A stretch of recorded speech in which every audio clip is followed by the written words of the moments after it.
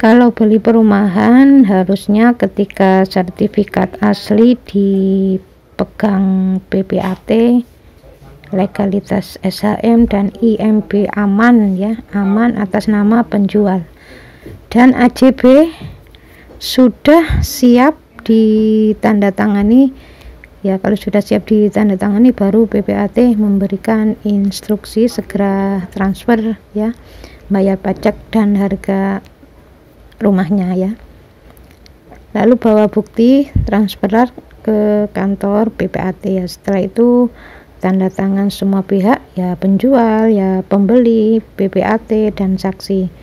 Selanjutnya mengenai balik nama bisa diurus sendiri ya ke BPN atau diuruskan PPAT juga bisa, tapi kalau diuruskan PPAT ya tentu ada biaya jasa ya, namanya menyuruh orang ya. Kalau ngurus sendiri kan memang lebih murah ya, tidak ada biaya, tapi ya itu tadi berkorban. Ngurus sendiri kan lebih repot. Kalau bunda ya pilih minta diuruskan aja. Jadi saran saya untuk para remaja yang mau beli rumah ya, sebaiknya beli rumah yang cash kalau memang uangnya cukup. Kalau belum cukup ya rumah subsidi ya nggak apa-apa ya, karena rumah subsidi itu ya rumah yang sudah aman insya Allah ya. Jadi developernya itu pilihan ya, biasanya developer yang ngurus rumah subsidi ini biasanya orangnya yang betul-betul sudah ternama ya dan jujur. Jadi bukan developer sembarangan, biasanya pilihan ya. Ini anak bunda ini mau beli perumahan ya yang ukuran ya sekitar 6x10 atau 6x15 ya, pokoknya cari perumahan yang sekitar segitu ya, lebarnya, luasnya ya antara 80 atau 90. Jadi kalau masih remaja apalagi masih belum punya anak ya, terus uangnya cuma 450 ya, mending beli rumah yang cash ya, yang sekitar harga segitu ya. Jadi kalau harganya di atas seperti itu, misalnya rumahnya 500, uangnya cuma 400 ya, mending cari aja rumah yang harganya 400 atau 400 ke bawah. Kalau beli perumahan itu jangan tergiur dengan bonus pagar dan dapur ya. Pertama yang harus dilihat itu kondisi rumahnya. Jadi kalau beli rumah ya belum jadi, ini rencana mau dibangun seminggu lagi tapi sudah ada bukti batu bata atau apa, jangan, sebaiknya langsung beli yang sudah jadi dan bisa dicek ya, oh ini kondisi rumahnya seperti ini. Nah seperti itu, makanya bank-bank yang model seperti BSI itu ya kurang disukai ya. Tapi kalau yang beli perumahan ya lebih suka ya, karena bunganya kan nggak naik ya. Jadi beda dengan KPR konvensional, itu bunganya itu naik setiap entah 3 tahun sekali atau 5 tahun sekali ada kenaikan.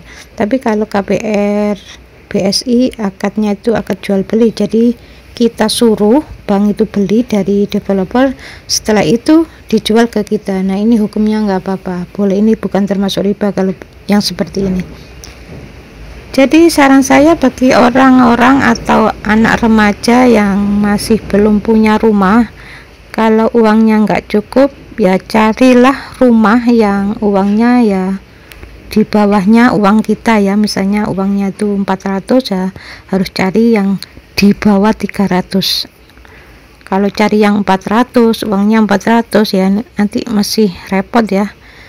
Jadi nanti ngurus sertifikatnya itu kan ada biaya ya. Saran saya pokoknya kalau punya uang mending beli cash daripada nyicil, karena kalau orang itu masih punya hutang kan di pikiran ini nggak tenang ya, punya hutang kan nggak enak.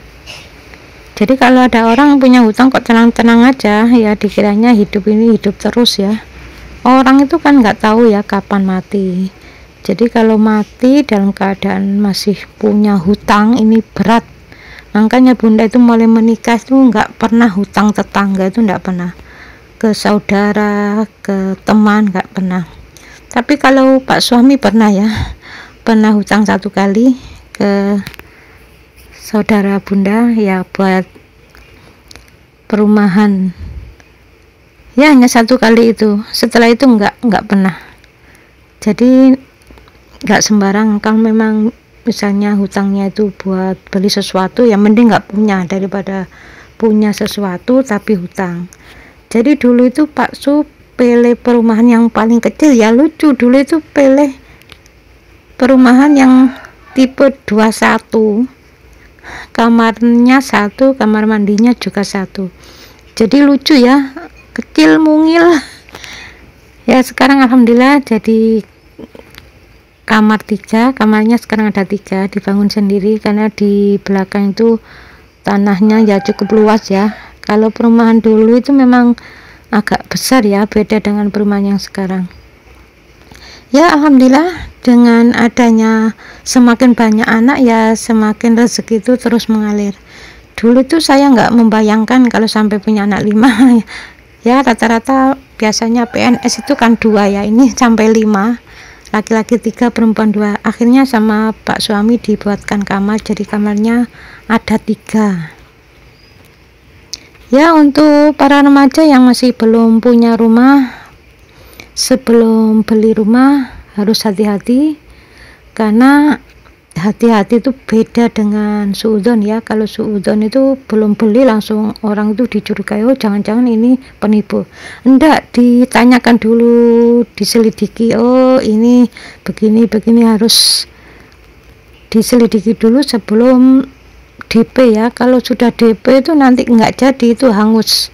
Tapi kalau yang membatalkan itu bukan dari pihak pembeli ya, nanti bisa 2 kali lipat ya dendanya. Tapi kalau yang membatalkan yang membeli, si pembelinya, yang membeli itu enggak jadi beli aku ya. Si pembeli yang membatalkan ya biasanya hangus uang mukanya. Makanya sebelum beli ya jangan gerusa-gerusu, istilah Jawanya.